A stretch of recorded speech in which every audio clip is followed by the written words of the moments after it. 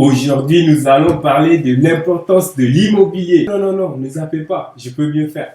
Selon le rapport de l'ONU sur l'élan démographique, nous étions 8 milliards de personnes sur la planète Terre en novembre 2020. En 2050, la population mondiale est estimée à 9,7 milliards de personnes sur la planète Terre. Ces 1,7 milliard de personnes supplémentaires auront tous besoin d'un toit où vivre. Alors la nécessité d'investir dans l'immobilier s'impose. Voilà, là c'est mieux, j'espère que ça vous tente maintenant. Avant de continuer, je voulais m'exprimer sur pourquoi on a passé un bon moment sans pour autant poster de vidéo. D'abord, il faut que vous sachiez qu'on n'était pas du tout en vacances. On a travaillé sur un jardin et on a ouvert une mini-usine de transformation agroalimentaire. Et oui, ce produit-ci, il fait partie.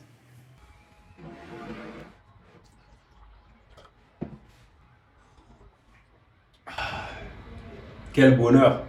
N'oubliez pas de vous abonner, de liker et de laisser un commentaire. Si tu me découvres grâce à cette vidéo, je m'appelle Samir Mamansali, je suis entrepreneur et expert immobilier.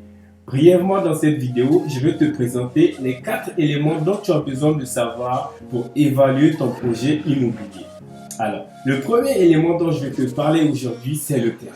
Alors, quel emplacement choisir?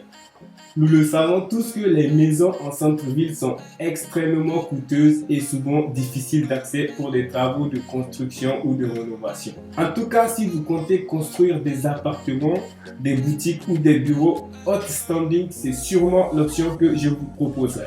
Si vous comptez construire une maison familiale où vous voulez vivre avec votre famille, les maisons et les terrains en milieu de ville seront mieux adaptés, car le prix d'achat diminue considérablement et en plus de la sécurité, vous serez à quelques minutes du centre.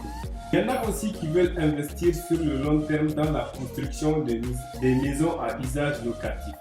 Dans ce cas-ci, les maisons en périphérie sont mieux adaptées, car le prix d'achat diminue considérablement et souvent l'économie que vous allez faire à l'achat de votre terrain va même vous permettre de finir le gros œuvre de votre projet immobilier. Ensuite, le deuxième point que nous allons voir aujourd'hui, c'est les études. Il faut savoir qu'avant d'entamer un projet immobilier, il y a des études à faire, c'est-à-dire les études du sol, les études de l'architecte, les études de l'ingénieur. Pour le troisième point, nous avons la construction. Il faut savoir que pour connaître le coût de votre construction, il vous faudra d'abord savoir la superficie de votre terrain.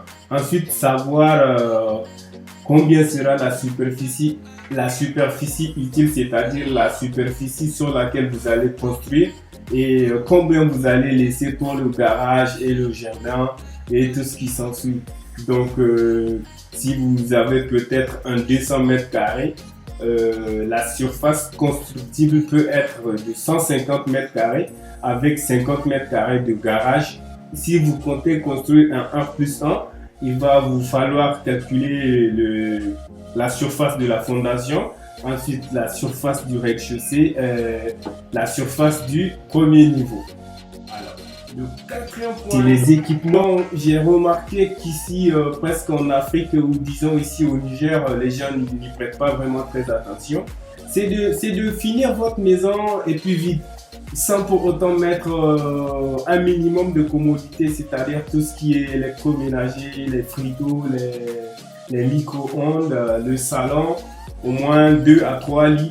Il faut prévoir ça dans la construction dès le début pour que ça ne vous fatigue pas une fois votre construction finie. Alors donc, il faut savoir, c'est les équipements qui vont faire sentir aux clients, si vous comptez en tout cas vendre ou bien mettre en location votre bien, c'est les équipements qui feront sentir au client qu'il est déjà chez lui. Alors, c'est un secret, ne le dites à personne. N'oubliez pas de vous abonner, de liker et de laisser un commentaire. Ainsi, vous nous donnez de la force pour vous faire plus de vidéos. Abonnez-vous!